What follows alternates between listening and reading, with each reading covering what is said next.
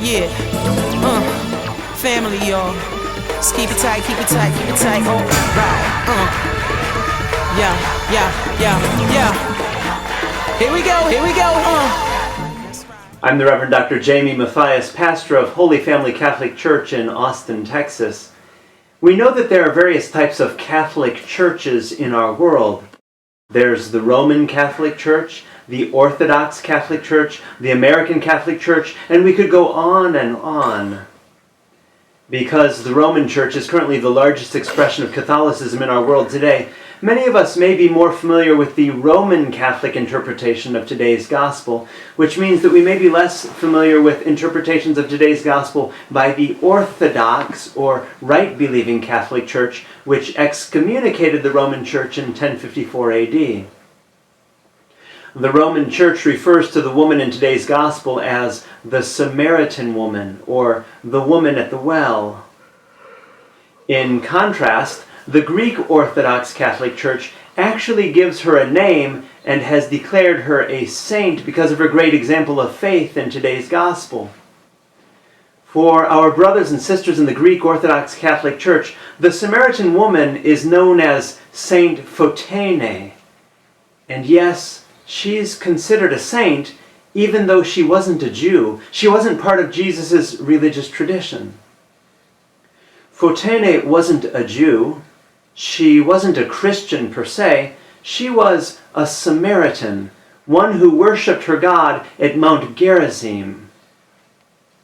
And the Russian Orthodox Catholic Church similarly canonized this Samaritan woman, but gave her the name Saint Svetlana. Interestingly, both names, Photene and Svetlana, mean radiant or shining.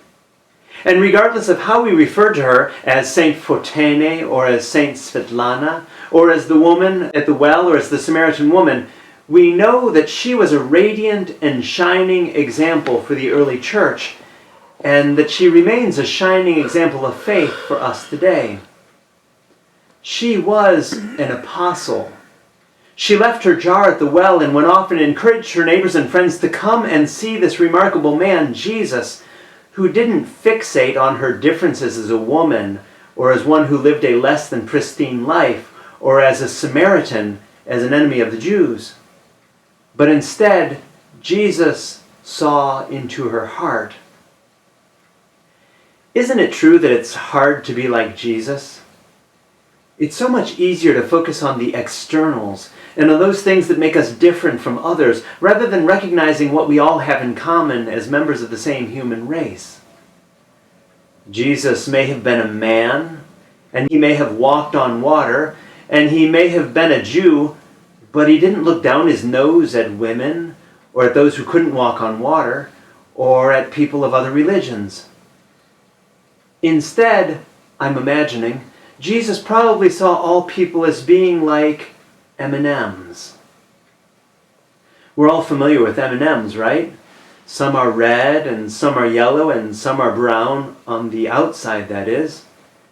But what are all those different colored M&Ms like on the inside? They're all the same. They're all M&Ms. And some people may be red, or yellow, or brown, or whatever color on the outside, but we're all brothers and sisters. That's what Jesus taught us. And we may live pristine lives or less pristine lives, but we're all brothers and sisters. That's what Jesus taught us. And we may belong to different religious traditions or to none at all, but we're all still brothers and sisters. That's what Jesus taught us. In fact, we remember those words that his disciples likely struggled with. Jesus said, "I have other sheep who are not part of this fold." Jesus was a shepherd who transcended folds. And he even showed that the sheep of other folds, the Samaritans for instance, the enemies of the Jews, could be better in many respects than even the leaders of his own religious tradition. In today's gospel, Jesus prophesied that a time would come when people wouldn't worship on Mount Gerizim, the holy mountain of the Samaritans, or at the Jerusalem temple, the holy place of the Jews, but that people would come to recognize God as being bigger than both Mount Gerizim and the Jerusalem temple, as bigger even than the religions that those places represented, and as bigger than our biases and temptation to exclude those who aren't like us. There may be people who are very different from us. They may even be our enemies, the Samaritans of our world today, and still they are our brothers and sisters. And still God shares with them the same sun and the same rain, the same joys and challenges in life, the same goodness as human beings.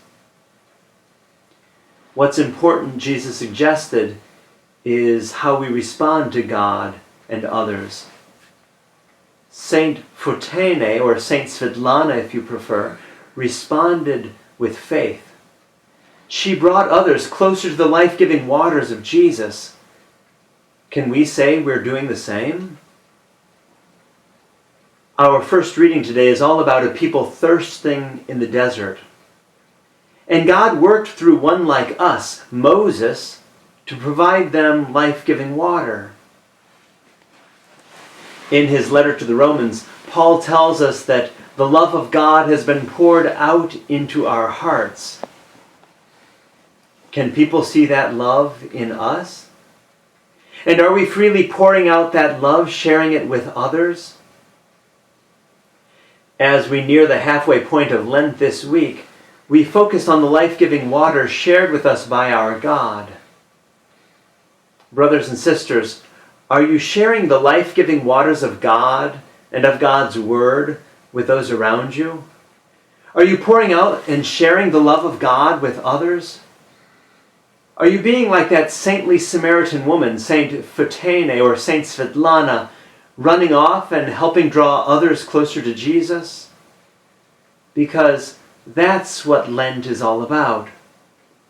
It's all about us growing in our relationship with God and with others, and it's about us helping to draw those around us closer to God and closer to others as well.